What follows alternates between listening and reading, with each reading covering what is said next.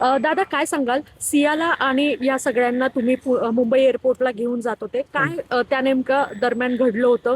कुठून त्यांना पिकअप केलं? काय एकंदर त्या दिवशीची पूर्ण घटना होती जोपर्यंत तुम्ही एअरपोर्टला सोडलं होतं? काय सांगा मॅडम, मी त्यांना पिकअप केलं बिबेवाडीमधनं. मला बुकिंग भेटली होती निळकंठ ट्रॅव्हल्समधनं.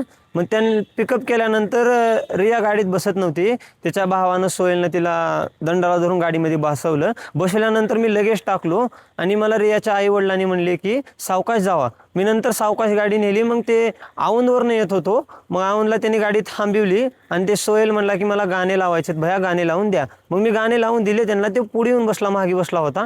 नंतर मी लोड्यात गेलो. लोड्यात गेल्यानंतर ते म्हणले की तुम्ही खाली थांबा, आम्ही वरी जाऊन येतो 10-15 मिनिट. मग ते 15 मिनिट वरी गेले. नंतर 6 पॅसेंजर खाली आले, 4 पॅसेंजर गाडीमध्ये बसले.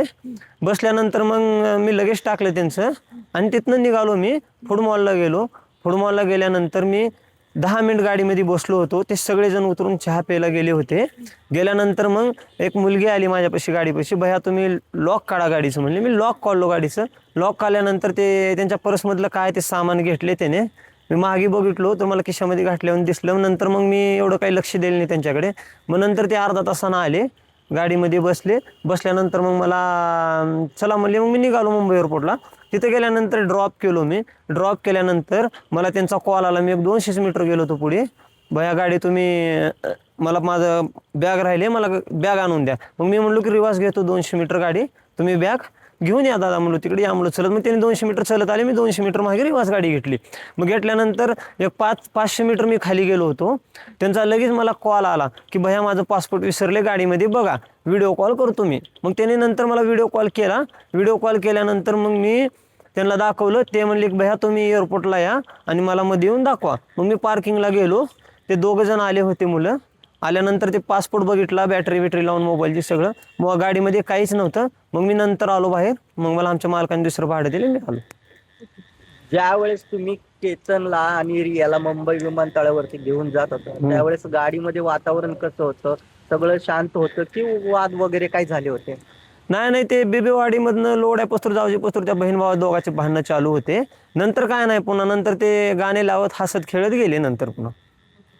पण ज्या वेळेला तुम्ही त्या फुटबॉलला थांबले होते चहा पाणी करण्यासाठी, त्यावेळेला तुमच्या ही बाब लक्षात आली का की काहीतरी काढून घेतलेलं आहे बॅगेतून सियानी किंवा काय? नाही मॅडम, एवढं पर्सनल गोष्टीला आम्ही लक्ष देत नाही कस्टमरच्या. पण तुम्ही पाहिलं होतं की सिया बॅगेतून काहीतरी वस्तू वस्तू काढत ते बघत होतो मी. फूड मॉलला थांबल्यास पर्समधून काहीतरी काढत होते. मी मागे भेटल्यानंतर ते माझ्याकडे बघितले. नंतर मी त्यांच्याकडे पुन्हा बघाय नाही. मग ते खिशामध्ये घालून गेले ते मध्ये. मग गेल्यानंतर मला पुढले काही माहित नाही. मग 10-15 अर्धा तासात ते आले. मग नंतर आले, मला नंतर कॉल केले. मग मी गाडी पुढे घेऊन गेलो त्यांच्याकडे.